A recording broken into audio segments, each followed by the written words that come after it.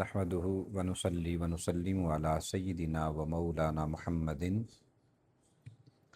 رسولہ النبی المکین الحنین الکریم الرؤوف الرحیم اما بعد فاعوذ باللہ من الشیطان الرجیم بسم اللہ الرحمن الرحیم قل لا اسألکم علیہ اجرا الا المودۃ فی القربى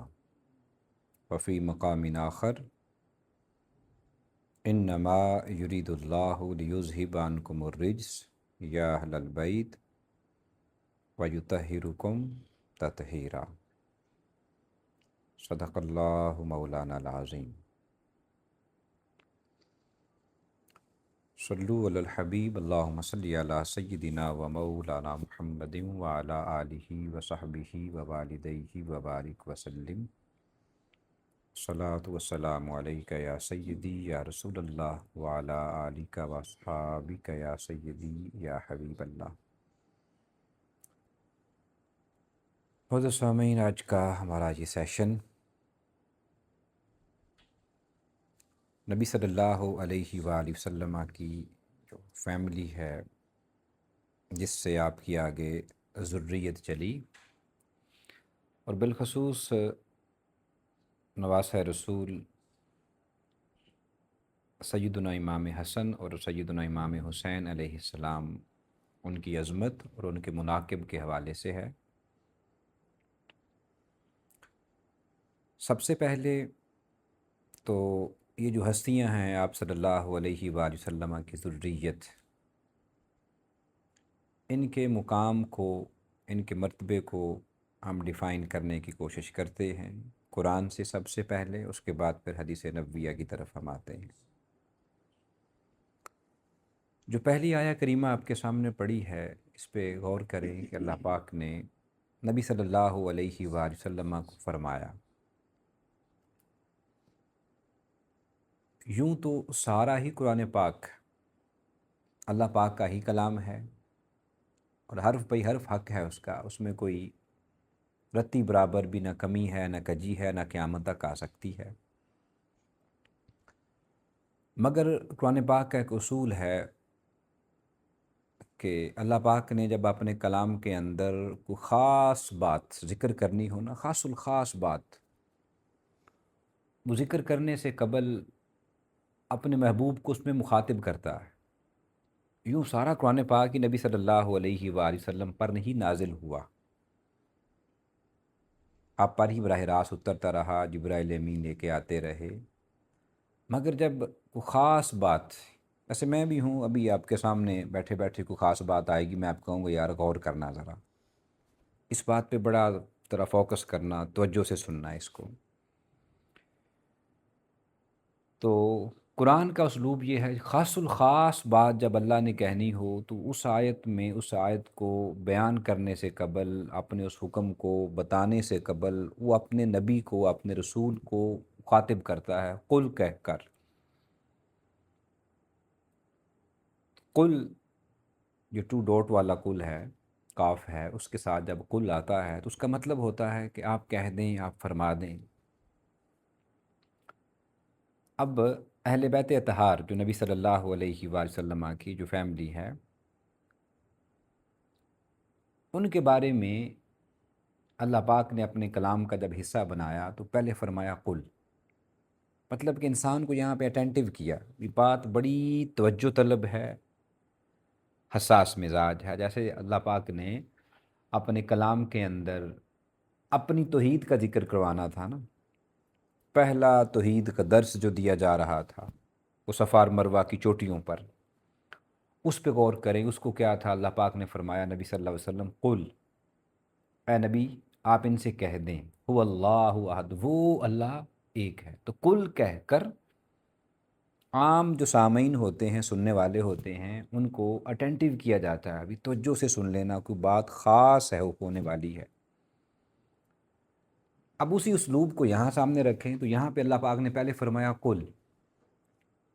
اے نبی صلی اللہ علیہ وسلم آپ فرما دیں، اور ہمارے لیے اس قل میں کیا حکم ہے؟ ابھی توجہ سے سن لیں، بات کوئی خاص ہونے والی ہے۔ اب وہ خاص بات کیا ہے؟ اللہ پاک نے فرمایا لا اسألکم علیہ اجرا، اے محبوب ان سے کہہ دیں کہ جو میں نے جتنی بھی اس دین کو پہنچانے کے لیے محنت کی ہے، تمہیں کلمہ پڑھایا ہے، یہ کیسی محنت تھی اب کے سامنے ہی ہے، لوگ پتھر بھی مارتے پھر بھی ان کو دعائیں دیتے، گالم گلوچ بھی ہوتی، آپ کو شیب ابی طالب میں قید بھی کیا گیا، پھر آپ کو گھر سے بھی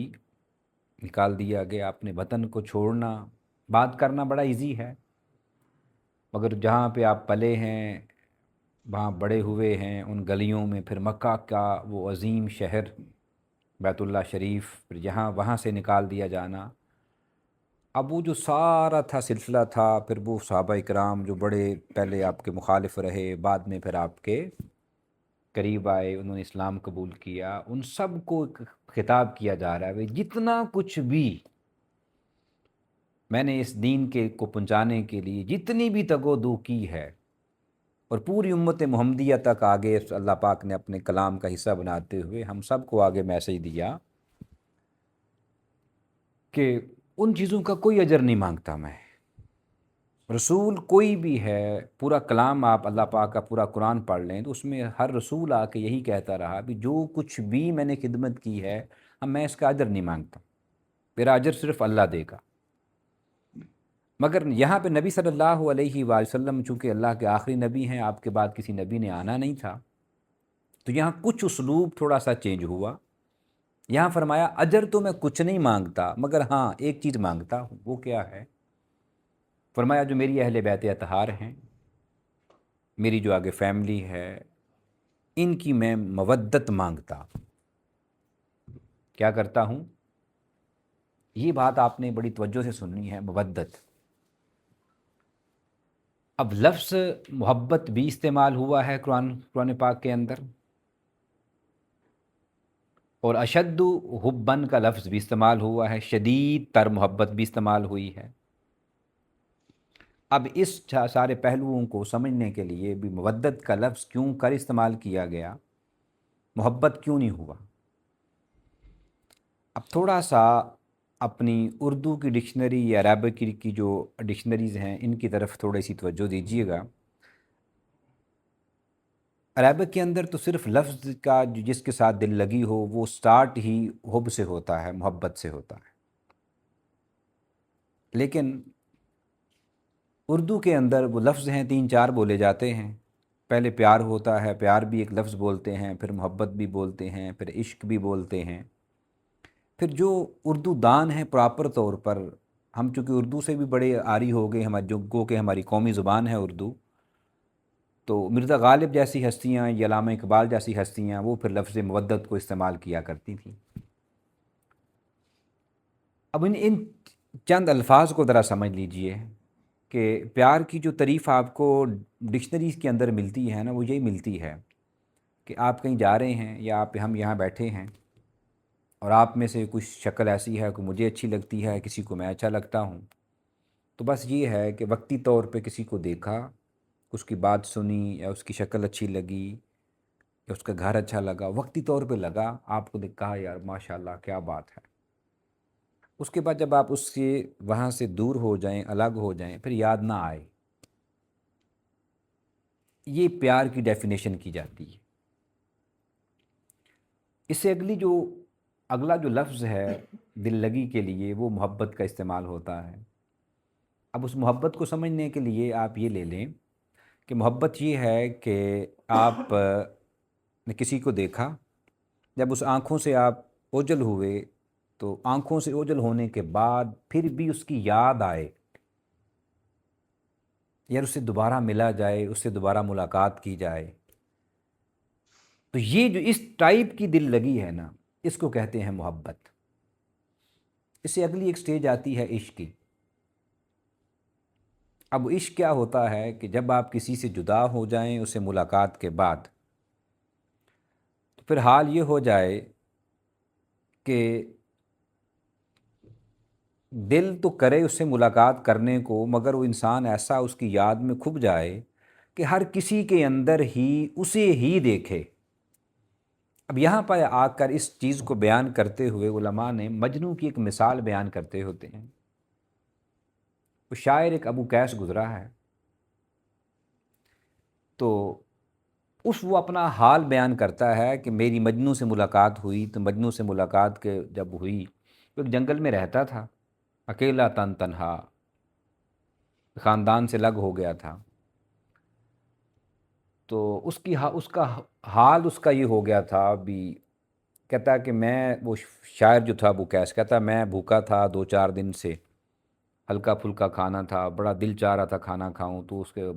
میری اس سے ملاقات ہوگی مجنوں سے ایک جنگل کے اندر،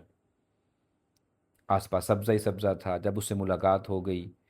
تو اسے میں نے کہا یار بھوک بہت لگی ہے، تو اس نے کہا بھائی شکار کرتے ہیں؟ نے کہا ہاں کرتے ہیں شکار۔ اب وہ کرنے لگا، شکار کرنے لگے کے لیے ہم نے ایک جال لگایا ہرن کو پکڑنے کے لیے۔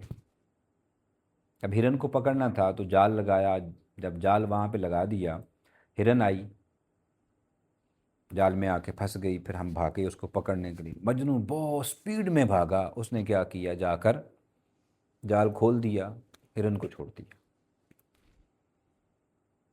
میں بڑا حیران ہوا، ابھی یہ تو نے کیا کام کیا، میں بھوکا ہوں، میرے ساتھ انہیں ایگری کیا ہے، پھر ہم نے جال لگایا ہے، ہرن جب آ گئی ہے تو اسے چھوڑ دیا جا کر، یہ انہیں عجیب کام کیا ہے۔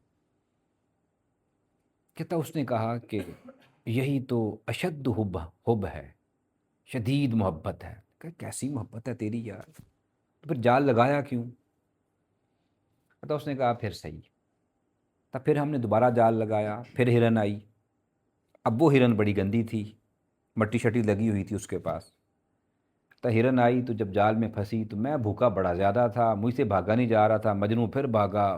بہت پہلے پہنچ گیا، اور اس کے پاس جا کے اس نے کیا کیا، ہرن کو پہلے پکڑا، صاف کیا، صاف کرنے کے بعد جب میں پاس آیا اس کو چھوڑ دیا۔ کب یہ کیا کیا تو نے؟ کہتا اس نے 3-4 بار یوں ہی کیا۔ پھر میں نے اسے کہا بھی یہ تو کیا کر رہا ہے، یہ تیرا عمل کیا ہے؟ اس عمل پر اس نے آگے سے کہا بھی یہ میری شدید محبت ہے۔ کہا کس کے ساتھ؟ انہوں نے کہا لیلا کے ساتھ۔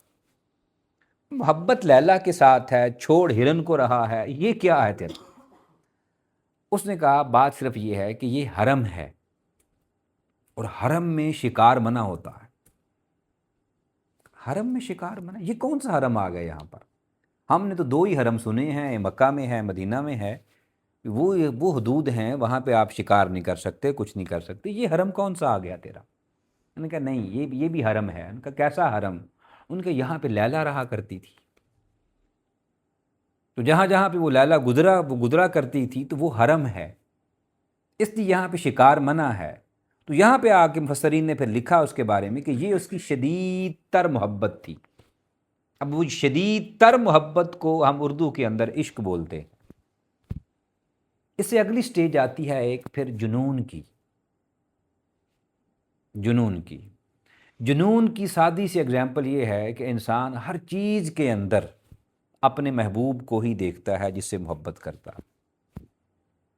اور جس پر وہ جنون کی کیفیت طاری ہو جائے اس کو مجنوں بولتے ہیں۔ اب مجنوں کا نام مجنوں نہیں تھا، نام اس کا کچھ اور تھا، کسی نے عبداللہ لکھا ہے، کسی نے وہ قیس لکھا ہے، تھا وہ ان کتاب ہی تھا، ایک صحابہ اکرام سے ملنے والا تھا، امام حسن مجتبیٰ کے زمانے میں تھا، مگر بس وہ اس کی محبت کہیں اور تھی۔ تو جس پر یہ کیفیت طاری ہو جائے تو وہ کیا کرتا ہے کہ اپنے محبوب میں بھی، اس کی سادی سی مثال آپ اور لے لیں، اگر آپ کہیں پر کسی چوک میں کھڑے ہیں، کسی کے آپ نے، جیسے آپ دوستوں کا آنا جانا ہوتا ہے، سم ٹائم آپ نے ایک ٹائم دیا ہوا ہے، بیٹھے ہیں آپ دوست کے انتظار میں بیٹھے ہیں، وہ 10 منٹ نہیں آتا، 15 منٹ نہیں آتا، جب گھنٹہ ڈیڑھ گزر جاتا ہے نا اس کے شدید انتظار میں، اور ساتھ محبت بھی آپ کی خالص ہو اس کے ساتھ، پھر حال یہ ہو جاتا ہے کہ کوئی بھی آ رہا ہو، آپ کہتے ہیں نہیں یہ وہی آ رہا ہے، یہ وہ آ گیا، یہ پھر وہ دھیان اس قدر جب اس طرف بٹ جائے اس کو پھر کیا کہتے ہیں کہ یہ مجنوں ہو گیا ہے۔ اب اس سے اگلی سٹیج ہے جسے مفسرین نے بیان کیا ہے، وہ کیا ہے؟ وہ ہے مودت، جس کو اللہ پاک نے اپنے کلام کے اندر اپنے محبوب صلی اللہ علیہ وآلہ وسلم کی اہل بیت کے لیے استعمال کیا۔ مودت مودت یہ ہے، اس کی اگزامپل سادی سی ہے، مچھلی ہے نا، فش، اس کی پانی کے ساتھ ایسی محبت ہے، ایسی اس کی مودت ہے کہ وہ پانی کے بغیر زندہ نہیں رہ سکتی، پانی میں ہے تو چل پھر رہی ہے،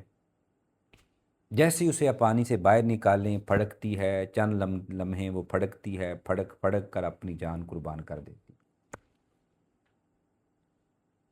جان اس کی گئی، یہ اس کی مودت ہے، اس کو کہتے ہیں مودت۔ اللہ پاک نے قرآن پاک کے اندر یہ دو مقام خاص ہیں جن کے لیے لفظ مودت استعمال کیا، وہ میں بعد میں ایک تو یہ اہل بیت اطہار کی آیا کریمہ، یہ فرمایا نبی صلی اللہ علیہ وآلہ وسلم اپنی امت سے آگے کہہ دیں کہ جو بھی میں نے تم آپ تک دین پہنچانے کے لیے محنت کی، دگ و دو کی، سب کچھ کیا، اپنی 63 سالہ زندگی مبارکہ اس کے لیے وقف کر دی، کچھ نہ اپنے لیے کیا، سب کچھ آپ لوگوں کے لیے کیا تاکہ تم جہنم سے بچ جاؤ، جنت کی طرف آ جاؤ، یہ سارا کچھ کرنے کی جو کچھ بھی سر انجام دیا اس کا کوئی اجر نہیں، صرف کیا ہے، اہل بیت اطہار، اپنی فیملی، اپنے جو خاندان والے یہ خاص لوگ تھے، ان کی کیا ہے، مودت مانگتا۔ مطلب کہ جیسے مچھلی ہے نا، وہ تڑپتی ہے پانی کے بغیر، تو یہ کہا گیا کہ جب ان کا کہیں ذکر آپ کے سامنے آ جائے، سمجھانا اللہ پاک ہمیں یہ چاہ رہا ہے، ہم اگر سمجھیں تو وہ یہ کہ جب کبھی ان کا ذکر آ جائے، ان ہستیوں کا ذکر آئے، تو انسان تڑپے، واہ کیا لوگ ہیں۔ پھر آگے ہم اس کو لگ جا کے آگے اس کو ذرا وہ بیان کریں گے بھی، صرف یہ ایسے محبت نہیں مانگ لی گئی بھی، اس طرح کی ایسے شدید تر مودت نہیں مانگ لی گئی، ان کے لیے جان ہی دو، وہ کچھ اس کے اندر خاص بھی تھا جو آج تک نہ کبھی دوبارہ پیدا ہوا اور نہ تا قیامت ویسا دوبارہ پیدا ہونا ہے کسی کے اندر، جو کام ان لوگوں نے آگے کام بھی انجام دیا۔ اب پھر اسی مودت کو اللہ پاک نے ہمیں سمجھانے کے لیے پھر دوسری جگہ پر جو بیان کیا، اب دیکھنے میں وہ بھی انسان ہی ہیں، بعد یہاں پہ ناقدین یا کم عقل کم فہم لوگ اس طرح کی بات لا کے یہاں پہ ٹھونس دیتے ہیں، انسان ہی تو تھے، ہماری طرح ہی تو تھے، اتنا خاص ان کے اندر کیا تھا؟ یہ سب سے پہلے سوچنے کے لیے ہمیں یہ سوچنا چاہیے بھی یہ کہہ کون رہا ہے، کہہ کون رہا ہے؟ کیونکہ ایک آرڈر آتا ہے نا ایک محکمے کے اندر سے، آپ کہیں جاب بھی کرتے ہیں، ایک آرڈر ہے آپ کا سپروائزر آپ کو دیتا ہے، اس کی اہمیت کچھ اور ہے، ایک آرڈر ہے جو آپ کا آگے مینیجر دیتا ہے، اس کی اہمیت کچھ اور ہے، ایک آرڈر وہ آتا ہے جو آپ کے کمپنی کے آنر کی طرف سے آتا ہے، ایسے ہی ہے نا؟ اب وہ جو کمپنی کے آنر کی طرف سے آرڈر آئے گا، آپ کے نزدیک سب سے بڑی اہمیت کس کی ہوگی، جس سے پوری کمپنی ہل جائے؟ وہ کیا ہے؟ آنر کا ہے جی، وہاں پہ وہ مینیجر کا آرڈر ایک سائڈ پہ رہ جائے گا، باقی سارے۔ تو یہاں سب سے پہلے ہمیں یہ اہل بیت اطہار کے بارے میں بات کرنے سے پہلے ہر شخص کو یہ سوچ لینا چاہیے یہ آرڈر دیا کس نے ہے؟ اس بنانے والے نے۔ اب اس بنانے والے نے کچھ تو ان کے اندر ایسا خاص بنایا ہوگا نا اہل بیت اطہار کے اندر، کچھ تو ایسی خاص چیز رکھی ان کے اندر جو ان کے لیے اسپیشلی طور پر اللہ نے مودت مانگی ہے۔ اپنی شان کے لیے اللہ پاک نے کیا کہا؟ والذین آمنوا اشد حبا للہ، کہ بے شک ایمان والے تو وہ ہیں جو اللہ سے شدید تر محبت کرتے، مگر جب نبی صلی اللہ علیہ وآلہ وسلم کی آل کی باری آئی تو وہاں سے اس شدید تر محبت سے بھی اگلا لفظ خاص الخاص ورڈ وہاں پہ استعمال کر دیا، وہ کیا ہے؟ مودت، اتنی شدید تر محبت۔ پھر دوسری جو آیا کریمہ ہے اس پہ تھوڑا سا غور کر لیں،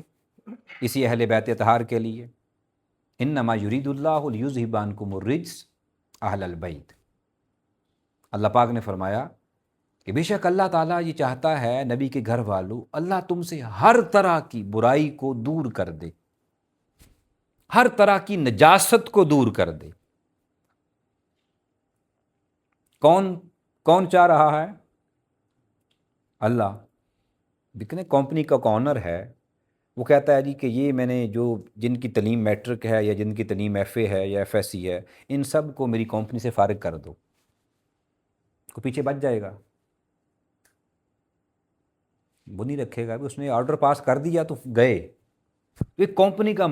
جو آنر ہے دنیا کے اندر، اگر اس کا اتنا اختیار ہے تو وہ جو مالک کل ہے اس کا اختیار کتنا ہے؟ ہم یہ سوچتے نہیں ہیں اس وقت، ہم آ کے نا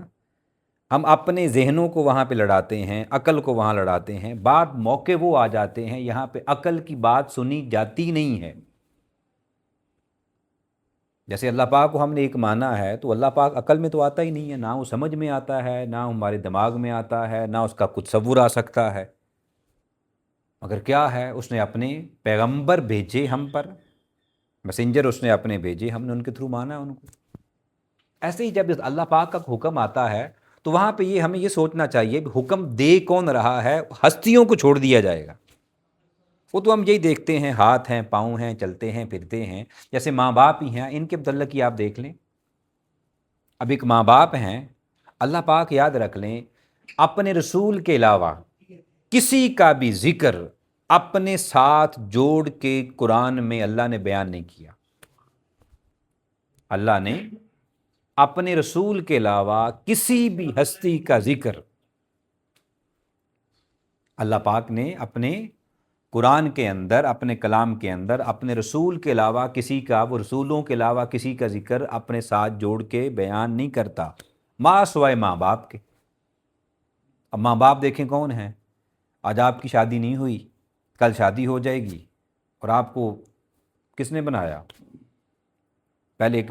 بچہ بنایا تھا، کس نے بنایا؟ اللہ نے دنیا میں بھیجا، اسی نے آپ کو طاقت دی، اسی نے ہاتھ کان سب کچھ دیے، مگر جیسے ہی آپ بڑے ہو گئے، جوانی ہوگی، ایک آپ کے اوپر ایسا پیریڈ آیا، وہ پیریڈ کیا آیا کہ آپ شادی شدہ ہو گئے، وہ بھی اللہ کے حکم سے آپ کی کسی کے ساتھ شادی طے ہو گئی، شادی کے بعد آپ ماں باپ بنے، اسی اللہ نے وہ آپ کو بھی ایک اولاد دے دی، پہلے آپ بچے تھے، پھر اللہ نے آپ کو بچہ دے دیا، اب آپ ماں باپ کی پوسٹ پر جا پہنچے، جب ماں باپ کی پوسٹ پر جا پہنچے تو وہ اللہ جو پہلے انسان کو کہتا ہے، یہ انسان کا ذکر لگ لگ کرتا ہے، جب اس سٹیج پر جب آپ کو لا کے پہنچا دیتا ہے، پھر آپ کا ذکر، اس ماں باپ کا ذکر اپنے نام کے ساتھ جوڑ دیتا ہے۔ وَقَضَىٰ رَبُّكَ أَلَّا تَعْبُدُوا إِلَّا إِيَّاهُ وَبِالْوَالِدَيْنِ إِحْسَانًا، فرمایا لوگوں کہ اللہ نے یہ فیصلہ کر دیا ہے، کیا اس کا حکم آ گیا ہے، کیا میرے مولا، وہ صرف یہ اللہ نے حکم دے دیا ہے کہ صرف میری ہی عبادت کی جائے، اور پھر ساتھ جوڑا، فرمایا اور جو والدین ہیں ان کے ساتھ حسن سلوک بھی کیا جائے۔ اب یہاں بھی بندہ سوچے، یہاں پہ آپ یہ اس طرح کے ذہن، جس طرح کی سوچ ڈالی جاتی ہے دماغوں کے اندر کہ نہیں وہ عام انسان ہی تھے، کچھ بھی نہیں تھے، چلتے پھرتے ہی تھے، کھاتے پیتے ہی تھے، شادیاں ہی کرتے تھے، تو یہ سوچ یہاں پر بھی اپنا لیں۔ یہاں تو ہر کوئی کہتا ہے میرا بیٹا میرے سامنے اونچی آواز میں نہ بولے، جس طرح کا کوئی شخص بھی اس طرح کی بات کرے تو فوراً ذہن میں یہ لایا کریں نا، وہاں پہ ہم قطعاً نہیں سوچتے۔ اس طرف جب رسول کی آل کا مسئلہ آتا ہے، وہاں پہ اس طرح کے سوالات آتے ہیں، انسان ہی تو تھے، وہ بھی انسان تھے، یہ بھی انسان تھے انسان، مگر اللہ پاک نے انہیں کچھ ایسا مقام، ایسا رتبہ اور ایسا کچھ ان کے اندر خاص پیدا کر دیا تھا جو کسی کے اندر اللہ پاک نے اور پیدا کیا ہی نہیں ہے۔ اب اس آیت کو ذرا غور کریں، انما یرید اللہ لیذھب عنکم الرجس یا اہل البیت، کہ بے شک اللہ پاک اس نے ارادہ کر لیا ہے اے نبی کے گھر والوں کہ تم سے ہر طرح کی نجاست کو دور کر دیا جائے۔ کیا کیا جائے؟ ہر طرح کی نجاست کہتے ہیں پلیدگی کو۔ اب جو نجاست کا لفظ ہے عربک کے اندر، اس کو سمجھیں ذرا۔ عربک کے اندر نجاست صرف وہ نہیں کہ بڑی کو پلیدگی ہو، کو بڑا گناہ ہو، اسی کو ہی بولتے ہیں، نہیں، ہر چھوٹے سے چھوٹا جو نقص ہے نا، کمی ہے، کجی ہے، اس کے لیے بھی نجاست کا لفظ عربک میں بولا جاتا ہے۔ دماغ میں برا خیال آ جانا نا، برا خیال، وہ عرف عام میں ہر شخص کے اندر آتا ہے، اس کو بھی نجاست بولتے ہیں۔ آپ کسی سیدھے رستے پر جا رہے ہیں، اچانک آپ رستہ بھول گئے، رستہ بھٹک گئے، کہتے ہیں، اس کو بھی کہتے ہیں ھذا نجاسہ، کہ یہ بھی نجاست ہے۔ کوئی آپ نے کہیں پر آپ نے کسی کو وہ 50,000 دینا تھا، آپ وہاں پہ جا کے 60,000 دے آئے 50 کی دینے کی بجائے، جی بھول ہو گئی، اس کو بھی عربک میں نجاست بولتے ہیں۔ مطلب کیا ہے کہ اللہ پاک نے ایسا لفظ ایک استعمال کیا اپنے محبوب صلی اللہ علیہ وآلہ وسلم کی اہل بیت اطہار کے لیے، اور ہمیں سمجھایا کہ یہ جو اللہ پاک نے کہا نا کہ ان سے ہر طرح کی نجاست کو دور کر دیا، تو مطلب کہ ان کے رتی برابر بھی ان کے ایمان میں کمی کجی کو ذہن میں برا خیال، کبھی وہ رستہ بھٹک گئے ہوں، رب کہہ رہا ہے میرے بندو، میرے محبوب صلی اللہ علیہ وسلم کی امتیوں، کبھی یہ سوچنا بھی نہ کہ وہ کبھی رستے سے ہٹ ہی جائیں گے، وہ رب نے ارادہ کر لیا ہے۔ اور جب اللہ ارادہ کرتا ہے، اس کا ارادے میں ہمارے ارادے کی طرح نہیں ہے۔ ہمارا ارادہ تو یہ ہے نا کہ ہم نے ارادہ کیا صبح اٹھوں گا اتنے بجے، پتہ نہیں اٹھ پائیں کہ نہ اٹھ پائیں، آنکھ کھلے کہ نہ کھلے، میں نے 7 بجے فلاں جگہ پر جانا ہے، جیسے آج ہم نے اپنے لیکچر کا ٹائم کیا رکھا تھا 7 بجے کا، نہیں ہو پایا۔ ہمارا ارادہ کیا تھا 7 بجے کا یا 7:30 کا، نہیں ہو پایا، کیونکہ ہمارا ارادہ تھا۔ وہ اپ ڈاؤن ہو سکتا ہے، اللہ کے ارادے میں کمی کجی آ نہیں سکتی، تو اللہ نے ارادہ کر لیا آگے۔ پھر اب یہاں پر 2-4 چیزیں ہیں، ان کو ذرا آپ کے سامنے ہم وہ ذرا ڈیفائن کرنے کی ڈیفائن کرتے ہیں، ان کو ذرا سمجھیں کہ ایک تو یہ کہ یہاں پر بعد لوگ اس طرح کی بات کرتے ہیں کہ جی اہل بیت اطہار سے صحابہ کرام بھی مراد ہیں، سسر بھی مراد ہوتا ہے، اور دیگر جو خاندان والے لوگ ہیں آس پاس والے سارے ہی ہوتے ہیں۔ مان لیں ہوتے ہیں، کوئی شک نہیں، ٹھیک ہے۔ پھر بات یہاں پہ یہ ہے کہ اس طرح کی بات کر کے کہ نہیں یہ سارا طرف ادھر ہی تھا، سب کچھ مان لیں وقتی طور پر آپ کہ ہے ایسا، مگر یاد رکھیں جب یہ آیا کریمہ نازل ہوئی، انما یرید اللہ لیذھب عنکم الرجس یا اہل البیت، کہ اہل بیت اطہار اللہ پاک نے آپ سے ہر طرح کی نجاست کو، پلیدگی کو دور کر دیا ہے۔ اس وقت حضرت ام سلمہ رضی اللہ تعالی عنہ آپ ان کے گھر میں آپ قیام فرماتے جب یہ آیا کریمہ نازل ہوئی، اور وہ خود فرماتی ہیں، امہات المومنین میں سے ہیں، وہ خود فرماتی ہیں کہ نبی صلی اللہ علیہ وآلہ وسلم کی ذات گرامی آپ میرے گھر میں تھے، آیا کریمہ نازل ہوئی، اور جب یہ آیا کریمہ نازل ہوئی تو اس وقت نبی صلی اللہ علیہ وآلہ وسلم کی ذات گرامی نے سب سے پہلے فرمایا فاطمہ کو بلاؤ۔ حضرت فاطمہ تو زہرا آ گئیں، پھر آپ نے فرمایا کہ ایسا کرو اب علی کو بلا لو، علی کو بلا لیا گیا، پھر فرمایا اب حسن کو بلا لو، وہ آ گئے، پھر حسین کو بلایا، چادر آپ نے لی تھی ایک پکڑی تھی، اس چادر کے نیچے باری باری سب کو آپ کرتے گئے، اور کرنے کے بعد پھر اب اس حدیث پاک کو صرف ایک آدھے امام نے یا ایک آدھے مفسر اور ایک آدھے محدث نے بیان نہیں کیا، 20 محدثین ہیں جنہوں نے اس حدیث پاک کو بیان کیا ہے۔ اس کے بعد جب آگے سارے، پھر نبی صلی اللہ علیہ وآلہ وسلم کی ذات گرامی نے فرمایا اللہم ہؤلاء اہل بیتی، اے اللہ یہ میری اہل بیت ہے۔ امہات المومنین بیویاں اہل بیت میں گھر والوں میں ہوتی ہیں، اس میں کوئی شک نہیں، ٹھیک ہے، ماں باپ بھی اہل بیت میں ہوتے ہیں، اس میں بھی کوئی شک نہیں، سسر بھی آ جاتا ہے، اس میں بھی کوئی شک نہیں، مگر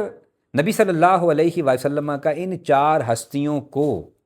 خود اپنی ذات کو ان کا اپنے ساتھ میں لا کے وہ چادر اوپر تان کر پھر یہ عمل کرنا، اس کا مطلب یہ تھا بھی اسپیسیفک نبی صلی اللہ علیہ وسلم کچھ بتانا چاہ رہے تھے اپنی امت کو،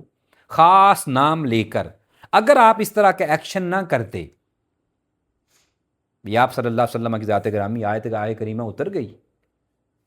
ہر کچھ ایسے لوگ آج کل بھی سمجھ رہے ہیں یا لوگوں کے ایسے ایمان کو خراب کرنے کی کوشش کرتے ہیں ایسے کہ نہیں اس سے مراد یہ بھی ہے، یہ بھی ہے، یہ بھی ہے، لے لیں آپ،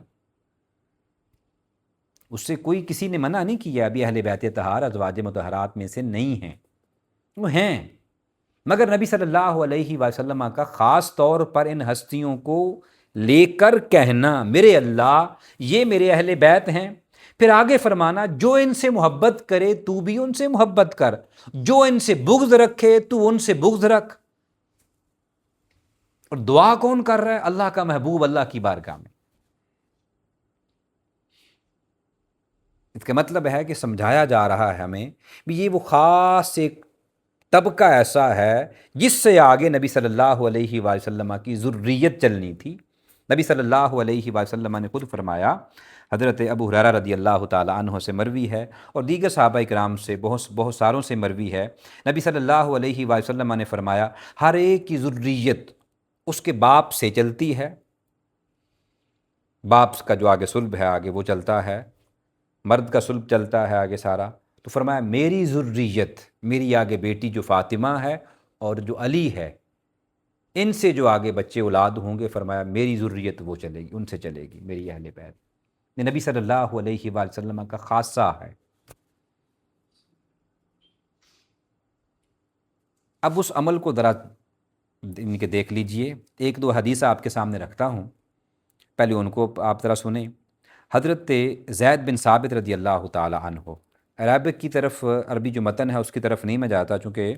ٹائم زیادہ لگ جائے گا، اس کو امام احمد بن حنبل نے نقل کیا ہے۔ وہ یہ فرماتے ہیں کہ نبی صلی اللہ علیہ وآلہ وسلم نے فرمایا کہ میں بے شک تم میں دو اپنے نائب چھوڑے جا رہا، ایک مقام پر ہے کہ تم میں دو قیمتی ترین چیزیں چھوڑے جا رہا۔ اچھا، سکل کا جو انی تارکم، دوسری جو ان کی روایت ہے اس میں ہے انی تارکم فیکم الثقلین، اور یہ جو میرے سامنے روایت کھلی ہے اس میں ہے انی تارکن فیکم خلیفتین، میں اس بھی آپ نے دو نائب چھوڑے جا رہا ہوں، اور دوسری میں جو ان کی روایت ہے اس کے اندر ہے تم میں دو قیمتی ترین چیزیں چھوڑی جا رہا ہوں۔ اور سکل کا مطلب یہ ہوتا ہے سادہ سا مطلب وہ یہ کہ وہ ایسی قیمتی چیزیں، سکل کہتے ہیں ایسی قیمتی چیزیں جو ایک دوسرے کے ساتھ یوں جڑی رہیں کبھی جدا نہ ہوں، اس میں اس کو عربک میں بولتے ہیں یہ ثقیل ترین چیزیں، ایک دوسرے سے ہٹتی ہی نہیں ہیں، جدا ہوتی ہی نہیں ہیں۔ پھر یہاں تک نبی صلی اللہ علیہ وآلہ وسلم نے فرمایا کہ ایک اللہ کی کتاب ہے جو کہ زمین و آسمان کے درمیان پھیلی ہوئی رسی کی طرح ہے، جس کا ایک کنارہ اللہ کی ہاتھ میں ہے اور دوسرا فرمایا تمہارے ہاتھ میں ہے، فرمایا اس کو تم تھامے رکھو، اللہ کے ساتھ جڑے رہو گے، اور ساتھ پھر فرمایا میری اہل بیت ہے، اور یہ دونوں اس وقت تک ہرگز جدا نہیں ہوں گے۔ کب تک؟ فرمایا جب قیامت قائم ہوگی، حوض کوثر پر میں کھڑا ہوں گا، فرمایا یہ دونوں قیامت کے دن میرے پاس کٹھے اس طرح سے جمع ہو کے آ جائیں گے، کبھی جدا ہوں گے ہی نہیں۔ یہ اہل بیت کو وہ جو پہلے کہا نا کہ وہ ان کی مودت مانگتا ہوں، پھر فرمایا کہ اللہ پاک نے جو فرمایا کہ ان سے ہر طرح کی نجاست دور کر دی، اس قدر انہیں پاک صاف منزہ کر دیا کہ جوڑ دیا اپنے اللہ کے کلام نے کو اللہ نے اہل بیت اطہار کے ساتھ، بھی یہ جدا ہوں گے ہی نہیں۔ اب یہاں سے ایک چھوٹی سی مثال آپ کے سامنے رکھتا ہوں اس جدائی کے منظر سے۔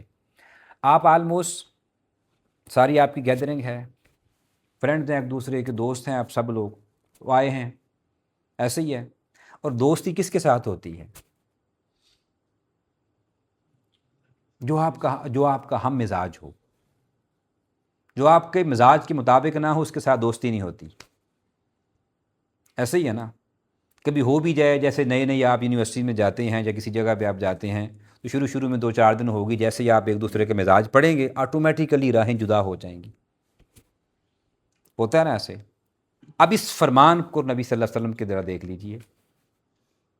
فرمایا دو ایسی چیزیں چھوڑے جا رہا ہوں، ایک تو فرمایا جب تک تھامے رکھو گے کبھی جدا نہیں ہوں گے، پھر فرمایا یہ دونوں بھی ایسی رہیں گی، فرمایا قیامت کے دن میرے حوض پر دونوں اکٹھی آ جائیں گی، قرآن بھی اہل بیت بھی۔ اب قرآن، اس کے بارے میں اللہ نے کیا فرمایا؟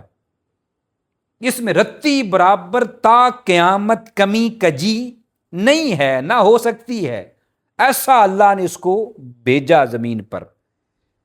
رتی بھی اس میں نہ آج تک کمی ہے، نہ اس میں رد و بدل ہو سکتا ہے، نہ اس میں چینج ہو سکتا ہے۔ بڑے مخالفین آج تک اٹھے اور آج تک ہیں، کر رہے ہیں اپنی اپنی کاوشیں، نہ اس طرح کی کوئی ایک آیت بن پائی۔ اب اس کے ضمن میں یہ ذرا چند باتیں سمجھ لیں، اسی ایک ہی حدیث کے ضمن میں بھی، نہ آج تک اس طرح سی کوئی کتاب بن پائی، نہ ایک آیت نہیں بن پائی، اور پھر رب کہہ رہا ہے کہ نہیں، کٹھے آئیں گے، نبی صلی اللہ علیہ وسلم نے فرمایا کٹھے آئیں گے میرے حوض پر، تو جیسے ابھی میں نے آپ کو کہا کہ مزاج مطلب کیا ہے کہ حسین کا مزاج، حسن کا مزاج، فاطمہ کا مزاج، علی کا مزاج، ان ہستیوں کا مزاج قرآن جیسا ہے سارے کا سارا، اور قرآن کا مزاج سارا ان جیسا ہے، بھی کبھی بھی جدا ہی نہیں ہوں گے۔ کیسی ویسے عجیب بات نہیں ہے؟ ادھر رب کا کلام رب کہتا ہے، وہ چیلنج کرتا ہے کہ ذکر ہم نے نازل کیا ہے، انا نحن نزلنا ذکر و انا لہ لحافظون، کہ ہم نے اس ذکر کو نازل کیا ہے اور ہم اس کی حفاظت کرنے والے ہیں۔ ایسے ہی ہے نا؟ تو فرمایا جیسے اس قرآن میں ان کے اس قرآن میں جیسے وہ پاک ہے، منزہ ہے، ویسا کوئی نہیں ہو سکتا۔ تو اللہ کے رسول نے ساتھ یہ فرما دیا، میرے مولا جیسے تو نے میری اہل بیت اطہار کو پاک کیا ہے، میں آگے اپنی امت کو یہ سمجھا رہا ہوں بھی ان جیسا بھی پاک صاف کوئی نہیں ہو سکتا۔ جیسے تیرا جو کلام ہے وہ ہر طرح کی کمی کجی سے پاک ہے، ایسے میری اہل بیت کو بھی تو نے ایسا ہی بنا دیا ہے کہ یہ بھی ہر طرح کی کمی اور کجی سے ہی پاک ہے۔ اب اس ضمن کو ذرا لے لیں، اسی کو اب باتیں اور حدیث پاک بہت زیادہ تھی، ایک حدیث میں آپ کے سامنے رکھتا ہوں، اس کو ذرا بڑی توجہ کے ساتھ سماعت کر لیں۔ وہ حدیث پاک ہے، اس میں نبی صلی اللہ علیہ وسلم نے فرمایا، آپ نے فرمایا، حضرت عبداللہ بن عباس رضی اللہ تعالی عنہ سے مروی ہے، وہ فرماتے ہیں کہ نبی صلی اللہ علیہ وسلم نے فرمایا کہ میری اہل بیت اطہار سے بغض رکھنے والا شخص، فرمایا ان کے اندر تین کیٹیگری، تین بڑے گناہوں میں سے ایک گناہ ضرور ہوگا۔ فرمایا وہ کیا ہے؟ فرمایا یا تو وہ منافق ہوگا، یا مشرک ہوگا، یا آگے فرمایا کہ وہ حرامی النسل ہوگا۔ حضرت عبداللہ بن عباس، امام طبرانی نے اس حدیث پاک کو مروی کیا ہے، اپنے روایت کیا ہے۔ اس سے اندازہ کر لیں، اس کو حرامی تک کہہ دیا کہ میری اہل بیت اطہار سے بغض رکھنے والا وہ مسلمان نہیں ہو سکتا۔ کہاں پہ اس طرح کی بات کرنا کہ میدان کربلا کے اندر دونوں ہی شہزادے تھے۔ پھر نبی صلی اللہ علیہ وسلم کی ذات گرامی نے یہاں تک فرمایا، حضرت جابر فرماتے ہیں اور دیگر اور یعنی کہ صحابہ اکرام سے مروی ہے، نبی صلی اللہ علیہ وسلم نے فرمایا، آپ نے فرمایا کہ میرے خاندان جیسا، فرمایا کوئی خاندان قیامت کے دن نہیں آئے، قیامت تک نہیں آئے گا، اور فرمایا قیامت کے دن یہ جو میری اہل بیت ہے، یہ جن کی شفاعت کریں گے، یہ خاص ایک بات، یہ میں نے حدیث پاک فرسٹ ٹائم پڑھی آج، فرمایا کہ یہ جو اہل بیت ہیں جن کی شفاعت کریں گے، اللہ پاک آگے ان کو بھی شفاعت کرنے کا حق ادا کر دے گا، ان کو بھی شفاعت کا اذن دے دیا جائے گا۔ یہ خود مجرم ہے، بھی شفاعت اسی کی ہوگی نا جس کے نامہ اعمال میں پہلے گناہ ہوگا۔ کیسی اللہ پاک کی کرم نوازی ہونی ہے ان ہستیوں پر بروز حشر۔ اسی لیے تو سیدنا عمر بن عبدالعزیز رضی اللہ تعالیٰ عنہ کی ذات گرامی، آپ کے پاس حضرت علی رضی اللہ تعالیٰ عنہ کی آپ کی آل سے، آگے امام حسین کی آل سے، امام زین العابدین کی آل سے، ذریت سے ان کی ایک اور آگے وہ بیٹی ہوئی، ان کا نام بھی فاطمہ تھا، انہیں کو کام پڑ گیا۔ سیدنا عمر بن عبدالعزیز رضی اللہ تعالیٰ عنہ حاکم وقت تھے اور اس زمانے کی سپر پاور تھے، جو آپ کی ملکیت تھی، اور جب ان کو پتہ چلا کہ وہ فاطمہ میرے پاس آ رہی ہیں ملنے کے لیے، تو جیسے غلام نہیں باہر نکلتے ہوتے غلام، ایسے غلاموں کی طرح شاہ وقت ایسے باہر آ گئے۔ جو خادمائیں تھیں آس پاس، پورے ادھر محلے میں اعلان کر دیا، ہر طرف پورے دارالحکومت میں اعلان کر دیا کہ جی نبی صلی اللہ علیہ وسلم کی آل کی ایک شہزادی آ رہی، آؤ سب اس کا استقبال کریں۔ تو غلاموں کی طرح سارے وزیر مشیر اب کے سب آ کے کھڑے ہیں باہر، ان کا استقبال کیا۔ استقبال کرنے کے فوراً بعد، ابھی ان کی مہمان نوازی نہیں کی، ہاتھ جوڑ کے کھڑے ہوتے ہیں اور کہتے ہیں اے بیٹی آئندہ میرے پاس نہ آنا۔ انہوں نے کہا بھی کیا مجھ سے کوئی غلطی ہو گئی کہ میں آپ کے پاس نہ آؤں؟ ان کا نہیں، غلطی نہیں ہوئی، آپ مالک ہیں اور ہم غلام ہیں۔ ان کی کامیابی کے راز ہی ان لوگوں کے یہ تھے، آپ مالک ہیں اور ہم غلام ہیں۔ تو خدا کے لیے ایسا کریں، جب کبھی کام پڑے اپنے کسی خادم کو بھیج دیا کریں، آپ کا کام ہو جایا کرے گا۔ ان کا جی آپ کی بہت مہربانی، شکریہ آپ کا۔ ان کا بیٹی اس کے بعد ایک میرا کام کر دو گی؟ انہوں نے کہا کیا کام؟ کہا قیامت کے دن اپنی ماں سے، سیدہ کائنات سلام اللہ علیہا سے کہہ دیں گی آپ کہ ہماری بھی شفاعت کر دیں؟ ان کا کہہ دوں گی۔ ان کا نو بس ان کو یہ بھی ساتھ کہہ دینا ہمارا غلام تھا، دنیا میں ہماری نوکری کیا کرتا تھا۔ تو سیدنا پھر عمر بن عبدالعزیز سے جب وہ بیٹی چلی گئی، انہوں نے پھر پوچھا، کسی نے پوچھا بھی کیا اہل بیت طہار کا ہر بچہ شفاعت کرے گا؟ انہوں نے کہا ہاں، اللہ پاک بروز حشر اہل بیت طہار کے بچے کو اپنی بارگاہ میں مالک کل شفاعت کا حق عطا کرے گا۔ اب اسی اہل بیت اطہار رضوان اللہ علیہ مجمعین ذات گرامی کو وہ میدان کربلا میں دیکھ لیجئے۔ نکلنے کا رستہ اللہ پاک نے، جان بچانے کا رستہ، مر رہے ہوں آپ، وہ دیا ہے۔ یا آپ بھوکے ہیں، جان جا رہی ہے، مر رہے ہوں، پتہ ہے جان جانے کا خدشہ ہے، تو وہاں حکم دیا ہے کہ آپ مردار بھی کھا لیں۔ یا کہیں پر جان جانے کا بڑا خدشہ ہے، کوئی آپ کو یہ بھی کہتا ہے نا کہ اللہ پتہ ہے، آپ کو کامل یقین ہے کہ آپ مجھے یہ مار ہی دے گا اگر میں نے اللہ کا انکار نہ کیا، تو وہاں حکم ہے کہ وقتی طور پہ آپ اپنا ایمان چھپا لیں، آپ کہہ دیں میں نہیں مسلمان، جان بچانی ہے تو اس میں رستہ ہے، مگر افضلیت یہی ہے کہ ڈٹ کے کھڑے ہو جائیں۔ تاریخ میں اب اس دور کے اندر جب سیدنا امام حسین علیہ السلام کی ذات گرامی میدان کربلا کی طرف جا رہے تھے، تو حج بھی تو تھا، مدینہ بھی تو تھا۔ پہلے مدینہ میں تھے، وہاں سے چلے آپ مکہ میں آ گئے، تو مکہ میں آپ پھر وہ تو دن حج کے تھے، پوری دنیا سے آ رہے تھے، آپ چاہتے تو حاجیوں میں گل مل جاتے، اور ایک ہی اپنی کوئی آ کے اپنے غلام کو کہہ دیتے، لوگوں کو کہو بھی کہ حسین ابن علی ہے، سارے آ جاتے، سب کچھ ہو جاتا۔ مگر کیا تھا، وہ باطل کے سامنے ڈٹ جانا۔ اب یہاں پہ آپ کے لیے ایک چھوٹا سا ایک پیغام بھی ہے، ہم سب کے لیے ایک پیغام بھی ہے کہ اگر تو یہ حسینیت کا دم بھرنا ہے، اہل بیت اطہار کے ساتھ محبت ہے، مودت ہے، یہ سمجھتے ہیں، تھوڑا سا بھی ایمان کے اندر ہے، تو پھر کبھی باطل کے ساتھ سمجھوتا نہ کریں۔ کم از کم اگر ڈٹ کے آپ کھڑے نہیں ہو سکتے، کم از کم باطل کا ساتھ نہ دیں۔ جو ہوتا ہے نا، اپنے ذاتی مفادات کی خاطر، ہم چند ٹکوں کی خاطر ہم لوگ اپنے ایمان کا سودا کر بیٹھتے ہیں، اپنے ضمیر کا سودا کر بیٹھتے ہیں۔ وہ محبت پھر یہی ہے، خالصیت یہی ہے، اگر چاہتے ہیں کل بروز حشر ان کی شفاعت ملے، ان کے ساتھ اٹھنا بیٹھنا نصیب ہو، اور بروز حشر نبی صلی اللہ علیہ وآلہ وسلم کی ذات گرامی کے سامنے سرخرو ہو کر جانا چاہیں، اور جنت کے طالب آپ رہنا چاہیں، تو اس کے لیے پھر پیغام یہی ہے کہ نہیں، اگر حسینیت کا دم بھرنا ہے، نام لینا ہے، تو پھر یہ جو اندر ہے نا باطل کے ساتھ سمجھوتا، وہ ایمان کے نبی صلی اللہ علیہ وسلم نے 3 درجے بیان کیے۔ پہلا کیا ہے؟ سب سے افضل ایمان کیا؟ وہ یہ کہ ظالم کے سامنے کوئی کہیں پر آپ یعنی کہ برائی دیکھو، اسے اپنے ہاتھ سے روکو۔ کیا کرو؟ اسے اپنے، اس حدیث کو آپ ہمیشہ ذرا ذہن میں رکھیں۔ دوسرا کیا ہے؟ ہاتھ سے نہیں روک سکتے تو پھر زبان سے روکو۔ زبان سے نہیں روک سکتے، اگر اتنی بھی ہمت نہیں ہے، ابھی مسئلہ ہے، جاب جائے گی، فلان جائے گا، تو فرمایا کم از کم دل میں برا جانو، اور یہ کمزور ترین ایمان ہے۔ اب اس کے بعد جو چوتھا درجہ ہے نا،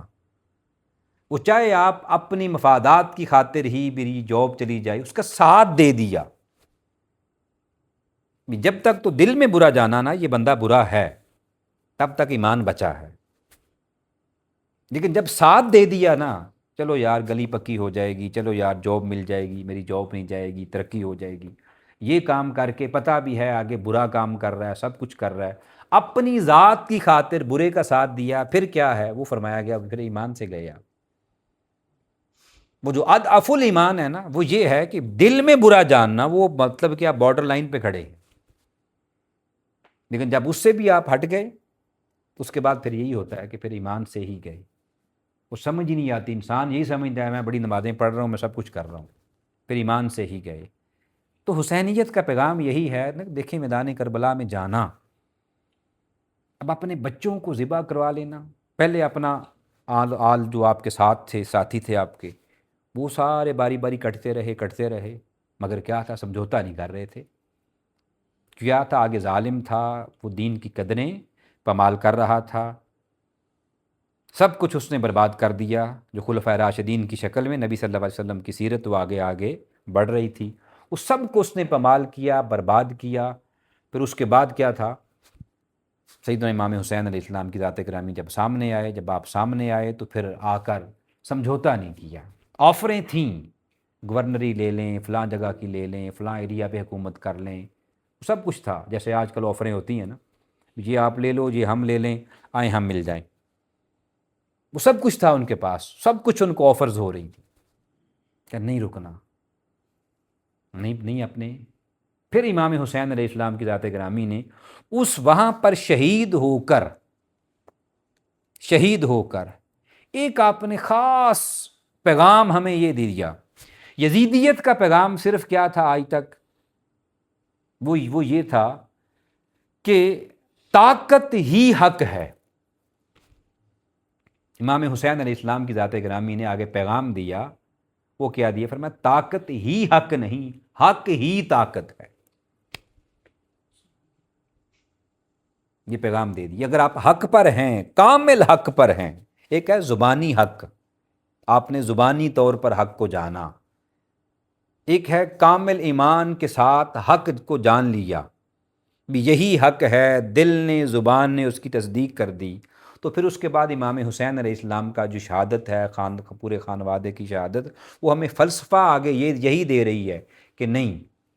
پھر جب آپ صحیح حق کو پہچان لیں، پھر دل سے اولاد کے جانے کا خوف، مال کے جانے کا خوف، منصب کے جانے کا خوف، حتیٰ کہ جان کے جانے کا خوف بھی ختم ہو جاتا، پھر پرواہ رہتی نہیں ہے انسان کو کسی بھی چیز کی، پھر یہی ہوتا ہے کہ جے دکھاں وچ میرا سونا راضی، میں سکھاں نو چلے پاواں۔ اللہ پاک ہم سب کو سمجھنے کی توفیق عطا فرمائے۔ والسلام۔